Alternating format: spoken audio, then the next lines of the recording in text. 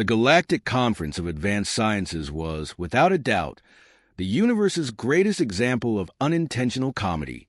Picture, if you will, a grand amphitheater filled with beings who each considered themselves the pinnacle of evolution, each more convinced of their superiority than the last.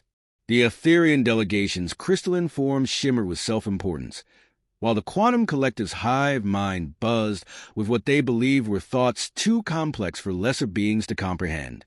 In the highest tier of seating, the mechanicarves whirred and clicked their cybernetic appendages, moving in what they assumed were elegant gestures, but in reality looked more like a malfunctioning ceiling fan having an existential crisis. Below them, the bio-ascended Proxima preened their phosphorescent feathers, engineered to change color based on their intellectual superiority. At the moment, they were stuck on a rather nauseating shade of chartreuse. And there, in the most modest seats available, sat the human delegation, dressed in simple business attire. Carrying outdated data tablets, they maintained expressions of polite interest. Occasionally, their lips twitched at the corners when something particularly amusing was said, a twitch that suggested they were either suffering a mild seizure or trying very, very hard not to laugh. As we can clearly observe, droned high theorist Jilneek of the Quantum Collective, their synchronized voice echoing through the chamber, the evolutionary trajectory of sentient species follows a predictable pattern of technological advancement. A holographic display materialized, showcasing various civilizations ranked by their supposed level of development. Earth sat near the bottom, marked with a patronizing asterisk. A human delegate took a sip from her steaming cup of coffee, hiding what might have been a smirk behind the rim. Her colleague appeared to be taking notes, though a closer inspection would have revealed he was actually solving the New York Times crossword puzzle, in pen no less. The humans, continued Jilneek with the air of someone discussing a particularly precocious pet, have shown remarkable progress for their developmental stage. Why, they have nearly mastered clean energy, and their quantum computing efforts are quaint. From the human section, someone coughed, suspiciously like they were saying, "That's cute." The lead human delegate adjusted her glasses, which definitely did not contain an AI sophisticated enough to translate every known or unknown language in the galaxy, process complex mathematical theorems, and play every version of Doom ever made simultaneously. The mechanic arb representative raised an appendage, servos whining. We must consider our ethical obligation to guide these emerging species, our advanced civilization's burden, if you will. They paused for effect, metallic mandibles clicking in what they assumed was a sage manner. Perhaps we should share our basic faster-than-light technology with them. Something simple, suitable for their level of comprehension. The human delegate raised her hand, waiting patiently to be acknowledged. When she was finally noticed, she stood, straightened her entirely ordinary jacket, and spoke in a carefully measured tone. "We appreciate your generous offer of assistance. However, our development team does have some questions about the efficiency of your FDL design.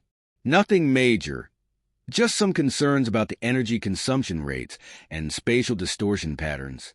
The amphitheater fell silent, save for the sound of the bio-ascended's feathers shifting to a confused mauve. She continued, "But we wouldn't want to overstep. Please continue with your presentation.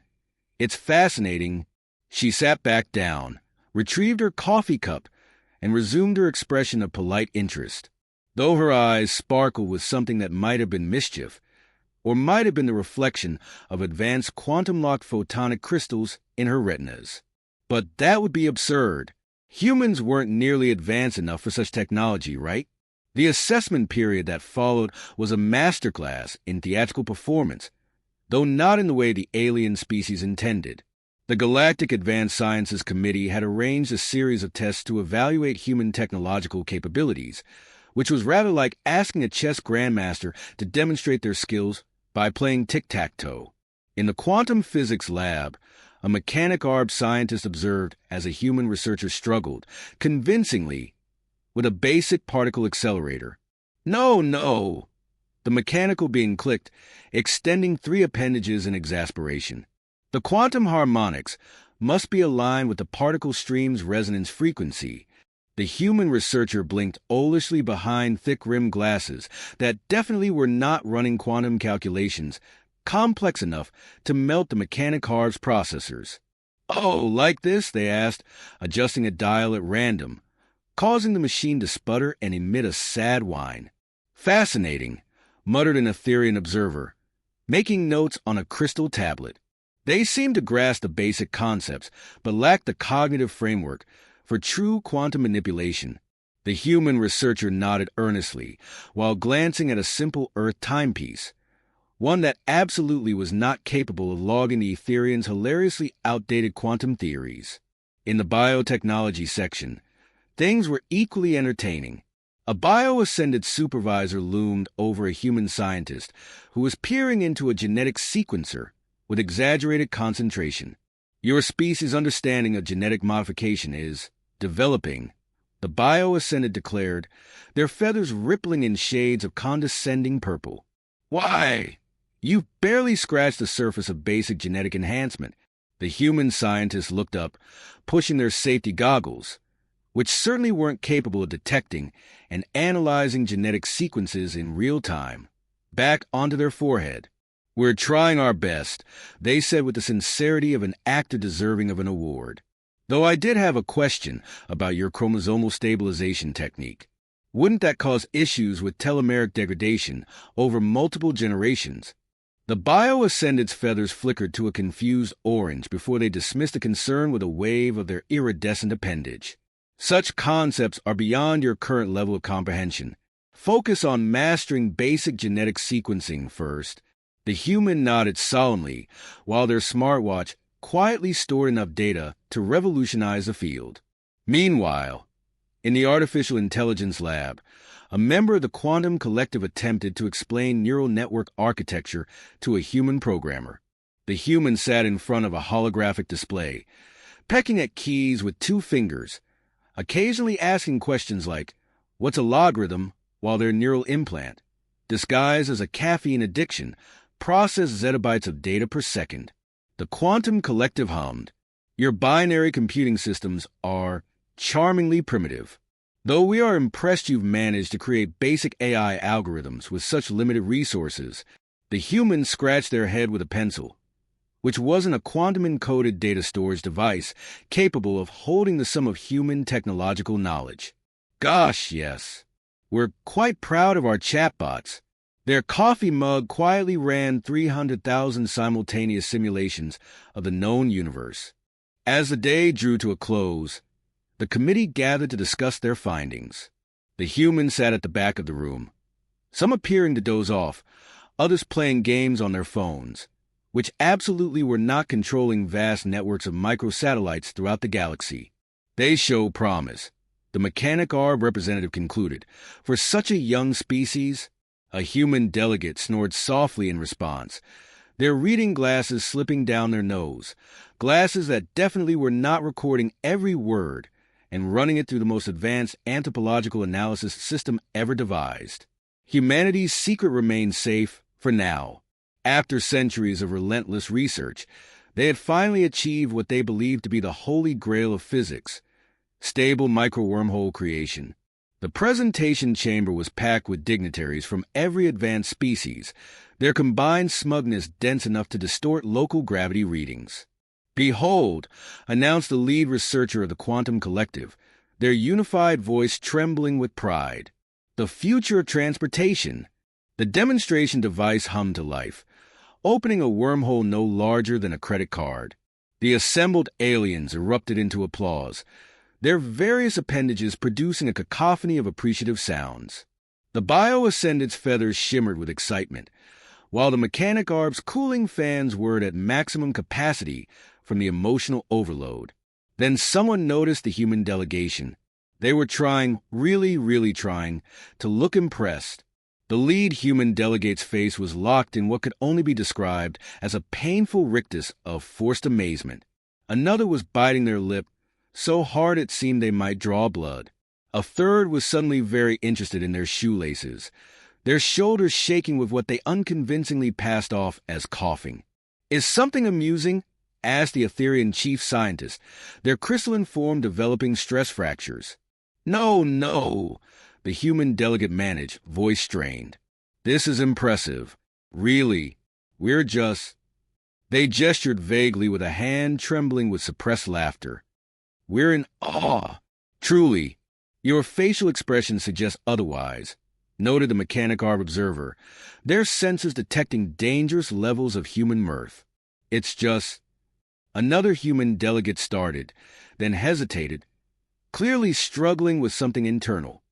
Have you considered using nth-dimensional quantum folding instead of standard space-time manipulation? Might be more energy efficient. Silence. The kind so absolute you could hear a photon drop. Nth-dimensional what? The bio-ascended spokesperson's feathers shifted into a shade of confusion that had never before existed. Oh, never mind. The human backtracked hastily, suddenly finding the ceiling fascinating. Just something I read in a science fiction novel once. You know how imaginative we humans can be. A junior quantum collective researcher broke formation again. They were getting quite good at it. Actually, I've been running simulations on theoretical nth-dimensional space, and the calculations suggest they stop their energy patterns fluctuating wildly. Wait, how did you know about...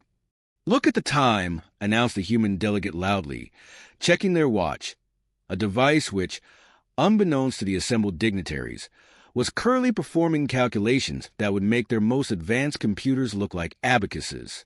We should really get going. Don't want to be late for our lesson on basic rocket propulsion. But your watch displays time in five-dimensional space, pointed out another breakaway quantum collective member, who was swiftly reabsorbed into the hive mind with extreme prejudice. The bio-ascended lead researcher's feathers had begun molting from stress. The mechanic arb's probability engines were now classified as fire hazards. The Ethereum had developed so many stress fractures, they were beginning to resemble discount crystalware. Hashtag the coffee machine incident. It started innocently enough. The human delegation had requested permission to install a coffee machine in their quarters. The committee, indulging them with condescending amusement, had approved it with little thought. After all, how much trouble could a primitive human beverage dispenser cause? The safety inspection team devoted a whole 15 minutes to examining it, most of which was spent marveling at its quaint analog interface. The machine itself was deliberately outdated, something one might find in a vintage earth shop wedged between a lava lamp and a disco ball. It had actual buttons instead of neural interfaces, required manual water filling, and even emitted that ancient gurgling noise coffee makers were apparently legally required to make in the 21st century. How charmingly primitive, remarked the mechanic arb inspector, neglecting to run a deep scan. It doesn't even have basic molecular restructuring capabilities. Nope, the human delegate agreed solemnly. We're still working on mastering the art of pressing the brew button without accidentally summoning ancient coffee demons. 3 days, 14 hours, and 17 minutes later, a junior bio-ascended researcher decided to analyze the coffee's molecular structure. Their feathers molted instantly. This is impossible, they stammered, their replacement feathers coming in plaid from sheer confusion, a pattern previously thought impossible for their species. The coffee molecules are in a state of quantum superposition. Are those temporal markers? And why does each caffeine molecule appear to be existing in 17 different energy states simultaneously? Is that molecule waving at me? A mechanic arb maintenance unit, intrigued, scanned the machine itself. Their circuits nearly fried. Their probability engines started smoking in a way explicitly excluded from their warranty. Energy readings suggest it's processing more data than our entire central computing core, they reported. But that's clearly impossible because it's just a coffee maker, a human delegate supplied helpfully, taking a long sip while somehow maintaining eye contact with 3 different beings simultaneously. Pretty basic model, really. Doesn't even have a milk frother, though I suppose the quantum foam it occasionally produces is an adequate substitute. The quantum collective dispatched their 3 most advanced analytical minds to investigate. They returned as 5. all of them babbling about hyperdimensional brewing processes and quantum-entangled caffeine molecules. Two of them had developed independent personalities. One had somehow learned to juggle abstract mathematical concepts. Would anyone else like a cup? Offered another human delegate, their expression the picture of innocence. We've got this lovely blend from a little shop in Alpha Centauri. Or was it Andromeda? I always mix those up. The Etherian chief scientist's crystalline form developed so many stress fractures they had to be placed in a containment field. The bioascendant's genetic stability broke down entirely, causing them to involuntarily metamorphose between various evolutionary stages, including one that looked suspiciously like a coffee bean. The mechanic arts probability engine surrendered, displaying nothing but error. Does not compute in flashing red letters. 1 month later, the Galactic Advanced Sciences Committee had yet to recover. Their previous assessments of human civilization had been voided and reclassified as potential hallucinations induced by quantum-enhanced caffeine. Every attempt to classify the incident failed, primarily because the documents kept achieving sentience and leaking themselves to the press. The humans, for their part, found the whole thing hilarious. Remember when you thought our coffee machine was primitive, had become a running joke at diplomatic functions, much to the quantum collective's collective chagrin. The mechanic arts were forced to redesign their probability engines with a new category labeled technically impossible, but humans did it anyway. It was already working overtime. Most tellingly, the committee's response to the humans' invitation for a proper coffee tasting session was marked mandatory attendance. As one resigned official noted, if we're going to have our understanding of the universe shattered on a regular basis, we might as well have a decent cup of coffee while it happens.